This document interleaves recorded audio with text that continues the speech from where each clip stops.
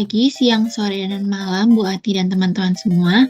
Pada kesempatan kali ini, kelompok kami yaitu kelompok 1 yang beranggotakan saya, Thalia Margareta, dan teman saya Angela Vega akan mempresentasikan hasil penelitian sederhana kami mengenai diskriminasi, keberagaman, kesetaraan, dan etika kerja dalam suatu organisasi. Pada penelitian ini kami meneliti perusahaan Grab.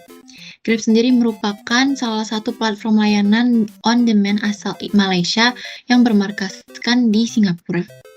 Berawal dari layanan transportasi, perusahaan tersebut kini telah mempunyai layanan seperti pengantaran makanan dan pembayaran yang bisa diakses lewat aplikasi mobile.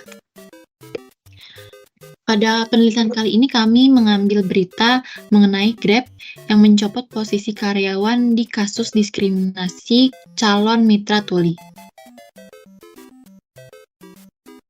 Berikut topik yang akan kami bahas ada diskriminasi, keberagaman, kesetaraan, dan etika. Diskriminasi sendiri merupakan pengambilan tindakan tertentu atau terhadap seseorang berdasarkan kelompok orang tersebut, atau juga segala tindakan pembedaan, pengecualian, atau preferensi yang dibuat berdasarkan ras, warna kulit, jenis kelamin, agama, opini politik, asal kebangsaan, atau asal-usul sosial yang berdampak meniadakan atau mengurangi kesetaraan, kesempatan, atau perlakuan dalam pekerjaan atau jabatan.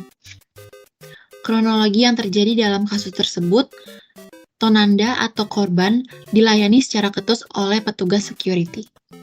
Diawali dengan Tonanda yang ingin menunjukkan surat undangan wawancara kepada satpam atau petugas security dan diterima dengan raut wajah masam dan raut wajah yang marah-marah. Yang kedua, Tonanda disuruh untuk membaca dengan jelas dan keras hingga dites dengan dipanggil dari jauh. Yang ketiga, Tonanda juga dites pendengarannya dengan cara dipanggil dan dengan tepukan tangan yang keras. Sang istri yaitu Amanda merasa tindakan tersebut melecehkan suaminya yang seolah-olah mengetes pendengaran sang suami yang memang seorang tunarungu. Yang terakhir, Tonanda diberitahu bahwa tidak ada lowongan untuk penyandang disabilitas tuli. Dalam keberagaman sendiri merupakan suatu kondisi di mana dalam satu tempat terdiri dari dua atau lebih kelompok dengan berbagai ras, gender, etnik, budaya, asal negara, kondisi fisik, umur, dan agama.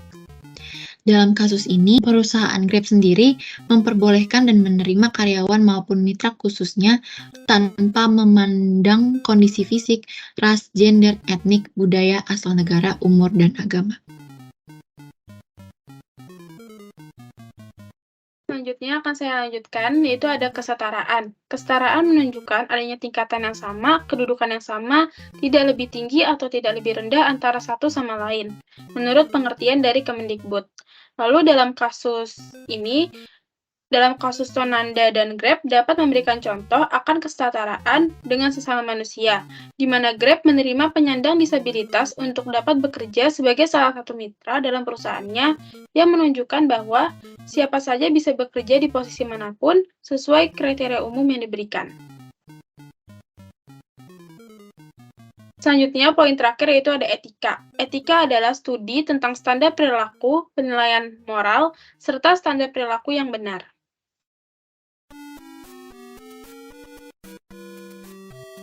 Nah, pada kasus Grab ini memberikan tindakan etika yang baik dan benar, di mana mereka menindaklanjuti kasus ini dan memberi sanksi kepada sang pelaku.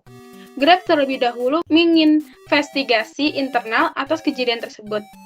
Grab membebas tugaskan pelaku, sementara proses investigasi terus berjalan.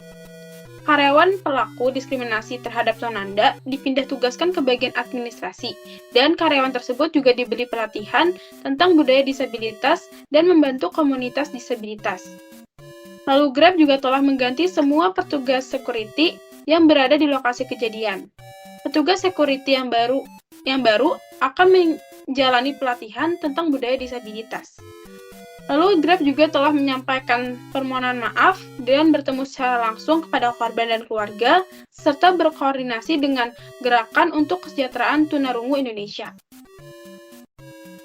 Nah, berikut kami simpulkan berdasarkan kasus dalam perusahaan Grab tersebut dapat dikatakan bahwa perilaku yang dilakukan petugas Satpam kepada Tonanda adalah perbuatan yang tidak etis dalam bekerja. Syukurnya pada kasus ini, kepala perusahaan sendiri yaitu Grab menyadari akan kesalahan dari karyawannya dalam bekerja dan menekankan nilai keberagaman juga kesetaraan, bahwa menerima calon rekan atau karyawannya tanpa memandang kondisi fisik.